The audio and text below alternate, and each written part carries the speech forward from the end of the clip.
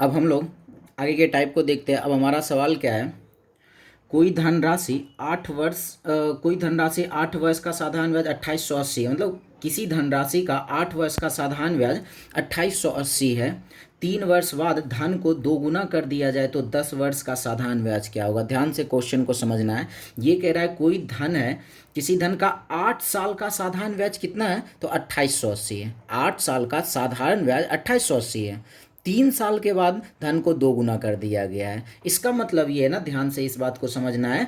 3 साल के बाद धन को दोगुना कर दिया गया है। साधारण ब्याज में क्या होता है ना, अगर धन को दोगुना कर दिया गया है तो ब्याज भी दोगुना हो जाता है। धन को 3 गुना कर दिया जाएगा, ब्याज भी 3 गुना हो जाएगा। धन को 5 गुना कर दिया जाएगा, ब्याज भी क्या हो जाएगा, तो 5 गुना हो जाता है। बस इस कॉन्सेप्ट को लेकर चलते हैं। क्या है ना, 8 वर्ष का साधारण ब्याज कितना दे रखा है, तो 8 वर्ष का साधारण ब्याज दे रखा है 2880 रुपये। हम क्या करते हैं ना, ये 8 साल का, इसे 1 साल का कन्वर्ट करते हैं। 1 साल का ब्याज कितना होगा, तो हम लोग इसमें डिवाइड कर लेते हैं। 2880 में 8 से डिवाइड कर लेते हैं तो क्या मिल जाएगा, 2880 में 8 से डिवाइड करते हैं 360 रुपये। सीधी सी बात है, 8 साल का ब्याज 2880 है तो 1 साल का ब्याज क्या होगा, 2880 में 8 से डिवाइड कर लिए 360 रुपये। अब क्या करें, 3 वर्ष बाद धन को दोगुना किया गया है।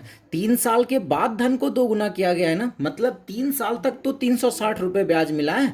1 साल में 360 रुपये मिला है तो 3 साल में ब्याज कितना मिल जाएगा, 360 गुना 3, 1080 रुपये 3 साल तक तो ब्याज मिला हुआ है।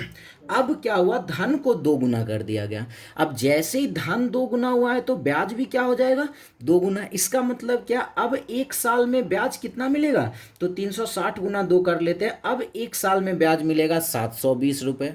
टोटल कितने समय के लिए, 10 साल के लिए, जिसमें से 3 साल हो चुका है, बचा कितना साल, 7 साल में। 1 साल का ब्याज 720 रुपये, तो 7 साल का ब्याज कितना हो जाएगा, 720 और 7 को गुना कर लेते हैं तो 2540 रुपये 7 साल का ब्याज हो जाएगा। हमसे टोटल ब्याज पूछा है तो 1080 ये हो गया और साथ ही साथ 5040 ये हो गया। तो टोटल कितना हो जाएगा, 0 8 4 12, 5 1 8 4 12, ये 1 और 6120 रुपये टोटल ब्याज हो गया। बिल्कुल आसानी से सॉल्व हो गया। सेम यही सवाल है, आप लोग चाहो तो वीडियो पॉज करके बना सकते हो। क्या है ना, कोई धनराशि किसी धनराशि का 12 वर्ष का साधारण ब्याज 1200 है। 4 वर्ष बाद धन को 3 गुना कर दिया जाए तो 12 वर्ष के अंत में साधारण ब्याज क्या होगा। इसमें भी वही बात है, 12 साल का साधारण ब्याज कितना है, तो 1200 रुपये। तो 1 साल का साधारण ब्याज क्या हो जाएगा, इस ब्याज में समय से भाग लगा देते हैं, कितना हो जाएगा, तो 1 साल का साधारण ब्याज 100 रुपये। अब 4 वर्ष बाद धन को 3 गुना किया गया है तो 4 साल तक तो ब्याज यही चला है 100 रुपये ना। 1 साल का ब्याज 100 रुपये, तो 4 साल का ब्याज कितना हो जाएगा, 400 रुपये। अब क्या हुआ, अब इसके बाद धन को कर दिया गया 3 गुना। पहले ब्याज मिलता था 100, धन 3 गुना करने के बाद ब्याज भी क्या हो जाएगा, 3 गुना। मतलब अब 1 साल में कितना ब्याज मिलेगा, तो 300 रुपये ब्याज मिलेगा। पहले 100 मिलता था, धन 3 गुना होने की वजह से ब्याज भी हो गया 3 गुना। टोटल कितने साल के लिए, 12 साल के लिए, जिसमें से 4 साल हो चुका है, बचा कितना साल, 8 साल। 1 साल का ब्याज 300 रुपये, तो 8 साल का ब्याज कितना हो जाएगा 2400 रुपये हो जाएगा। अब टोटल ब्याज हम लोग रख लेते हैं, 400 ये हो गया और 2400 ये हो गया। टोटल ब्याज कितना हो गया, 2800 रुपये ब्याज होगा। बिल्कुल आसानी से सॉल्व होकर आ गया हमारे पास। अब आगे का सवाल क्या है, अब हमारा सवाल क्या है, कोई धन 10% की दर से 8 वर्ष के लिए उधार लिया जाता है। उतना ही धन 5% की दर से 10 वर्ष के लिए लिया जाता है। दोनों से प्राप्त ब्याज का अंतर 270 रुपये हो तो धन क्या है, वह धन क्या है। सीधी सी बात समझना है, एक धन लिया गया है 10% की दर से और 10% की दर से 8 साल के लिए। उतना ही धन, जितना धन ये लिया गया उतना ही धन क्या लिया, कितने प्रतिशत से, 5% की दर से कितने समय के लिए, 10 साल के लिए लिया गया।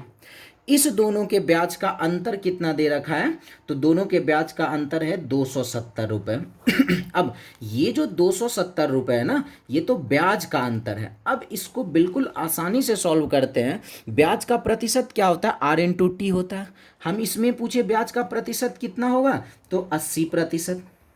इसमें ब्याज का प्रतिशत 5 गुना 10, 50%। अब यहीं से इस दोनों के ब्याज का अंतर कितना मिल गया, 30%। अब यहाँ से ब्याज का अंतर 30% और क्वेश्चन से ब्याज का अंतर 270 रुपये, तो क्या कहेंगे 30% किसके बराबर, तो 270 के बराबर। इसलिए वह धन पूछा गया, वह धन क्या है, इसीलिए 100% बराबर निकाल लेते हैं वर्ड। प्रतिशत प्रतिशत खत्म ही हो जाएगा। 0 0 ऊपर ऊपर कैंसिल कर सकते हैं। 3 से 27 9 बार में क्रॉस में गुना कर लेते हैं। क्या मिल जाएगा 9 गुना 100, 900 रुपये इसका वह धन हो गया, मूलधन हो गया। बिल्कुल आसानी से सॉल्व हो गया। आप लोग चाहे तो इसको बना सकते हैं वीडियो पॉज करके, बिल्कुल 5 सेकेंड के अंदर ये सवाल बन जाएगा। देखते हैं, अगर 8% की दर से 3 वर्ष के लिए लिया जाता है, उतना ही धन 10% की दर से 2 वर्ष के लिए लिया जाता है। ब्याज का अंतर 480 रुपये। जैसे ही ब्याज का अंतर आया, ब्याज का प्रतिशत ले लेते हैं, उसका अंतर कर लेते हैं पहले वाले से। 8% की दर 3 वर्ष, 8 या 24% हो गया। दूसरे वाले का ब्याज का प्रतिशत 10% की दर से 2 वर्ष के लिए आर इन टू टी करते हैं, 20% हो गया। दोनों के ब्याज का अंतर कितना हो गया, 4%। और सवाल में कितना अंतर है, 480 रुपये। 4% 480 के बराबर वह धन पूछा गया है, तो 100% बराबर वाट कर लेते हैं। फिर प्रतिशत प्रतिशत खत्म ही हो गया। 4 से इसको काट कैंसिल कर लेते हैं 120 बार में, तो 120 गुना 100 क्या हो जाएगा, वह मूलधन कितना है, तो 12,000 रुपये। बिल्कुल आसानी से बन गया। अब आगे बढ़ते हैं। अब क्वेश्चन क्या है, 2400 रुपये 4 वर्ष में 3350 हो जाते हैं। यदि दर 1% अधिक होता तो यह धन कितना हो गया होता। ध्यान से समझना है, बहुत ही बेहतरीन सवाल है ये। क्या है ना, मेरे पास क्या कह रहा है, 2400 रुपये है, जो 4 साल में कितना हो जाता है, 3350 हो जाता है। मतलब हमारे पास मूलधन कितना है, तो 2400 है। समय कितना है, तो 4 साल है। 3350 हो जाता है, इसका मतलब अमाउंट कितना है, तो 3350 है। अगर हम चाहे यहाँ से इंटरेस्ट निकालने के लिए, तो 3350 में से 2400 माइनस अगर हम लोग कर लें तो क्या मिल जाएगा, ये 5 और 950 रुपये इंटरेस्ट मिल जाएगा। अगर हम इस बात को समझें, मेरे पास इंटरेस्ट है, मेरे पास टाइम है, मूलधन है, तो हम लोग इंटरेस्ट का फॉर्मूला निकाल कर रेट निकाल सकते हैं।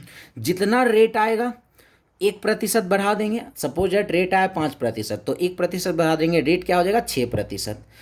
तो पूछा है वही धन, रेट बढ़ाने के बाद वह धन कितना हो जाएगा, मतलब मूलधन वही 2400 रहेगा, समय 4 साल रहेगा, रेट जितना आएगा 1% बढ़ाकर मिश्र धन हम लोग निकाल सकते हैं। लेकिन उस मेथड में क्या होगा ना, कैलकुलेशन बहुत ज़्यादा हो जाएगा। इसको हम लोग क्या करते हैं, एक दूसरे प्रोसेस से बनाते हैं।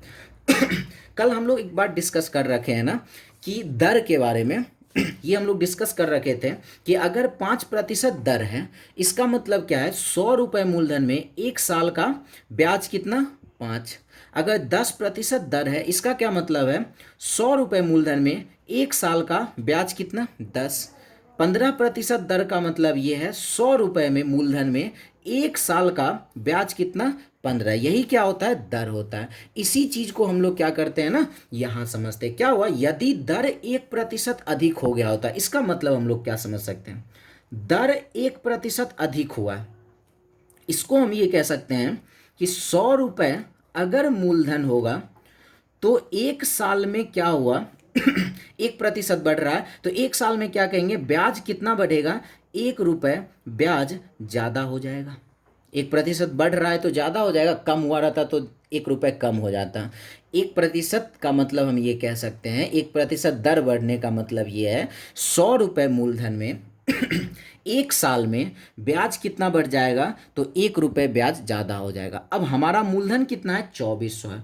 100 को अभी तो फिलहाल 100 हम लोग मान रखे हैं, 100 को 2400 बनाने के लिए इसमें क्या करेंगे, 24 से मल्टीप्लाई करेंगे, 2400 रुपये हो गया। ये इधर अगर 24 से मल्टीप्लाई किए तो यहाँ भी 24 से मल्टीप्लाई करना पड़ेगा। एक में 24 से मल्टीप्लाई कर दिए, क्या मिल गया, 2400 रुपये का 1 साल में कितना ज़्यादा ब्याज मिलेगा, तो 24 ज़्यादा ब्याज मिलेगा। अब कितने साल के लिए है, तो 4 साल के लिए। अगर 1 साल में 24 रुपये ब्याज ज़्यादा मिलता है, तो 4 साल में कितना ब्याज ज़्यादा मिलेगा, 24 गुना 4 96 रुपये ज़्यादा ब्याज मिलेगा। अब इसको कितना, पहले कितना मिल रहा था, 3350 मिल रहा था।